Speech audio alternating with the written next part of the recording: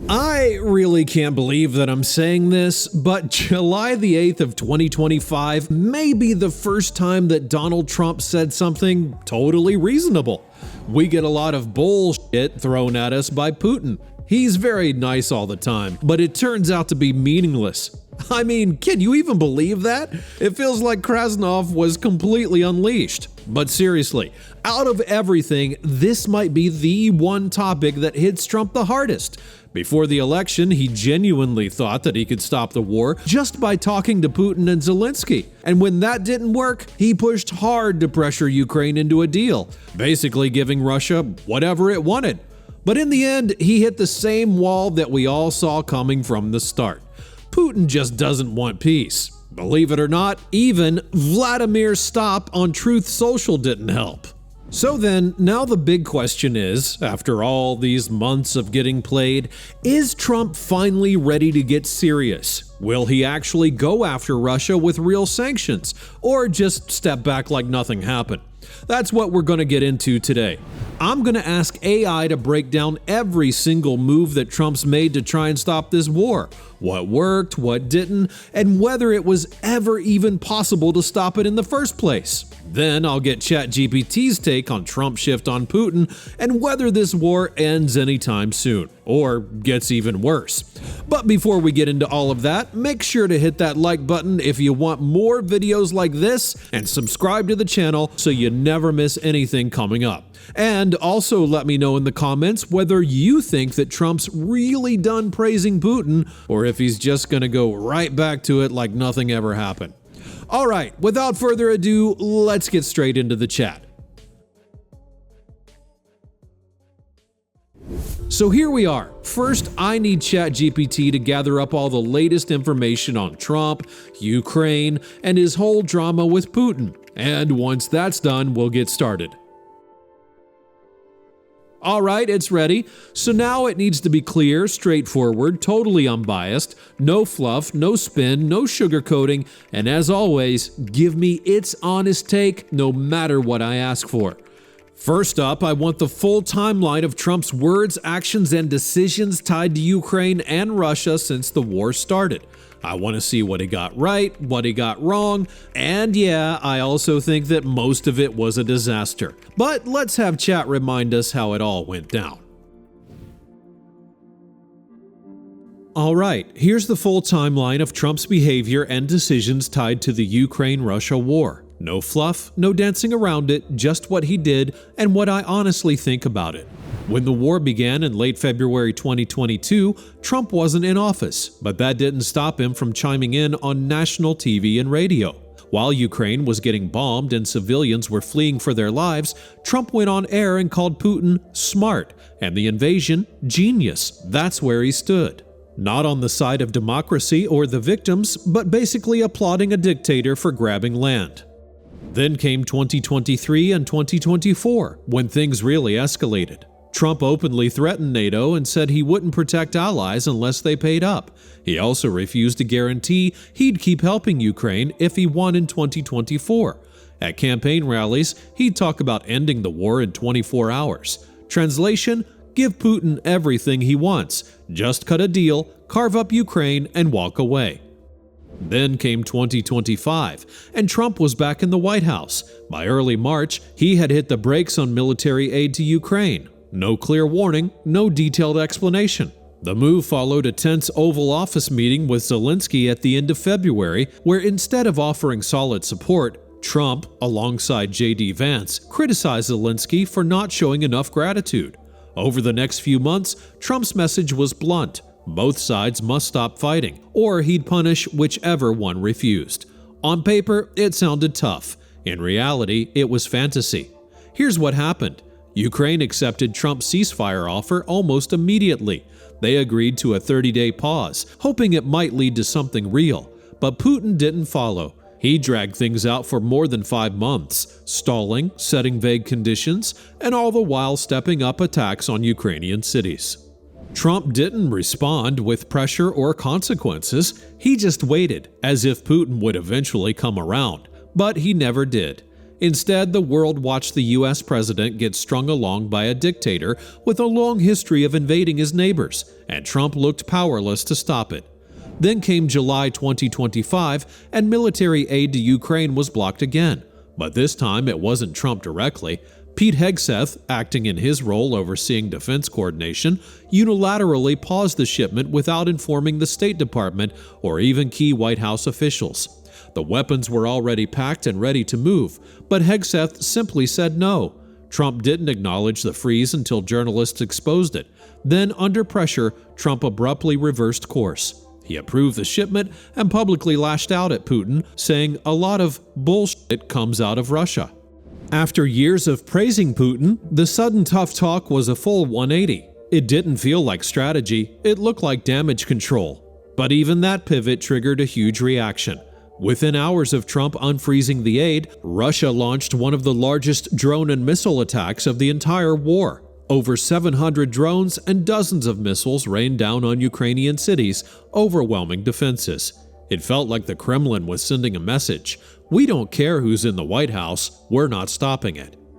My take? This was politics, plain and simple. Trump saw the writing on the wall. He was being painted as a Putin puppet again, just like in 2016. Even the Republican Party was pressuring him to act against Russia, so he finally did the right thing. But only because it helped him, not because it helped Ukraine. Bottom line, in 2022, Trump admired the invasion. In 2025, he made it worse by cutting off support, and now he's pretending to fix the thing he helped break. He's not in this to defend freedom, he's in it to boost his ego. And if Ukraine survives, it'll be in spite of him, not because of him.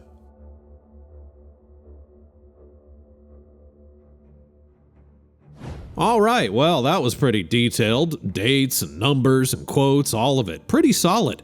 But here's one more thing I want to ask. Was it even possible to end the war by now? I mean, maybe if Trump had acted differently or taken a certain set of steps, could this war have actually ended quickly? Well, let's see what it has to say. Short answer, no. It was never truly possible for Trump to end the war quickly, and definitely not in the way he kept promising. Ending this war would require both sides wanting peace, and that was never the case. Ukraine wants to be independent. Putin wants to crush that. There's no middle ground unless one side gives up. Trump was never going to convince Zelensky to surrender, and he was never going to force Putin to back off. So the whole promise was empty from the start. Could he have changed the course of the war? Possibly yes, if he had taken it seriously from day one, sent full-scale weapon support without delay, pushed for harsh oil sanctions on Russia, and rallied NATO instead of undercutting it. Then maybe Ukraine would have had stronger ground. Maybe Russia would have held back a bit. But that's not what happened. He hesitated. He tried to deal with Putin, gave him months of space, and got played. And when that blew up in his face, he flipped the switch and tried to look tough. But it was too late for that to mean much. And even if he had done everything right, it still wouldn't guarantee peace. Putin has publicly said he won't stop until Russia removes the root cause. And the root cause, in his view, is the very existence of Ukraine as a sovereign nation. The simple truth is that Putin doesn't want peace. He wants control. He wants to redraw the map. That's not something any US president can just talk him out of. Trump sold the idea that peace was a matter of charisma and leverage. It's not. It's war. You don't bluff your way out of it. You fight or you don't. And Trump tried to bluff. So no, there was never a path where Trump ends this war by now. He could have helped Ukraine more, or helped sooner. He could have shown strength early, and maybe earned more respect globally. But a real peace deal? That was never in the cards. Not with how he approached it, not with who he was dealing with.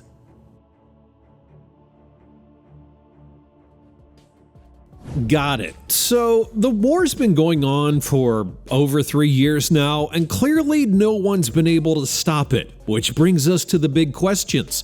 What's Trump actually going to do after this sudden shift on Putin? Could he end the war during his term?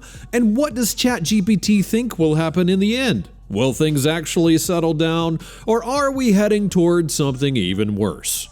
But before we find all of that out, let's take a quick little pause. Be sure to hit that like button, subscribe to the channel, and share this video with a friend. Drop a comment down below with how you predict that this war is going to end. I do read absolutely everything that you write, so go on, scroll down, and see what everyone else is saying and keep the conversation going. Thanks so much, and now let's get into the prediction. Alright, so what does ChatGPT really think happens after Trump's shift on Putin?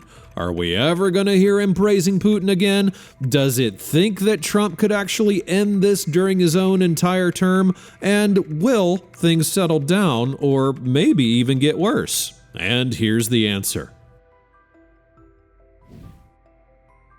I don't think Trump's shift on Putin will last. Right now, he's in damage control mode, and his tough talk is a reaction to being backed into a corner. He was getting hit hard from both sides, even by Republicans, for looking weak on Russia. So he flipped. He sent the weapons, called out Putin, made headlines. But once the pressure dies down, or the headlines shift, I think he'll slide back to what he's always been.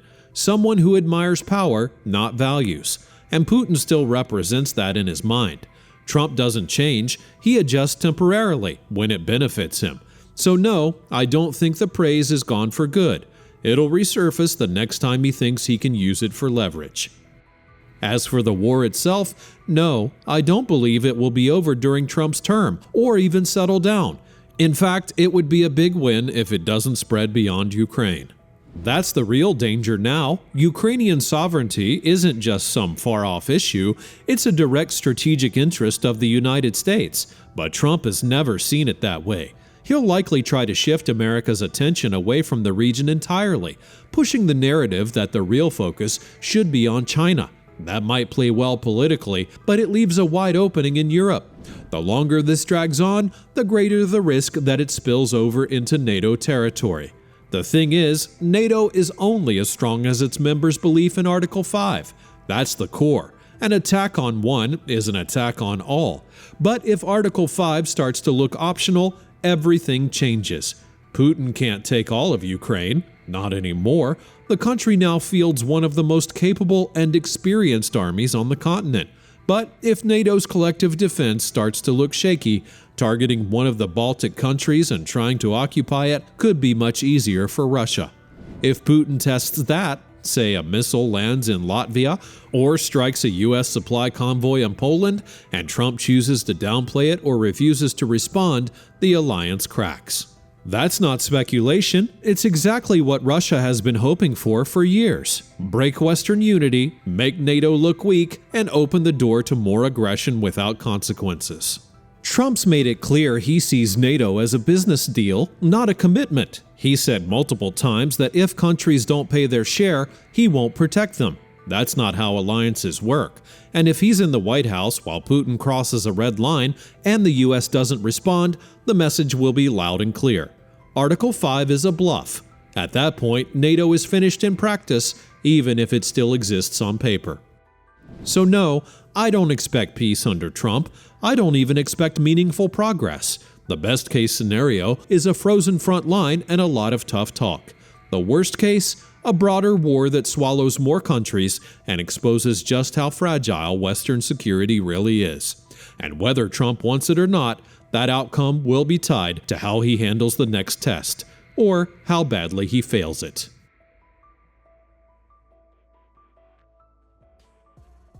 Well, okay, on top of that, I'm just gonna say this. The Russian military now produces more ammunition in a 3-month span than all of NATO countries combined do in a year, including the United States. So yeah, ChatGPT doesn't expect peace under Trump, and honestly, neither do I. But let me know what you think. I know there's a small percentage of viewers from the Baltic countries, so if that's you, tell me how accurate that you think this prediction is.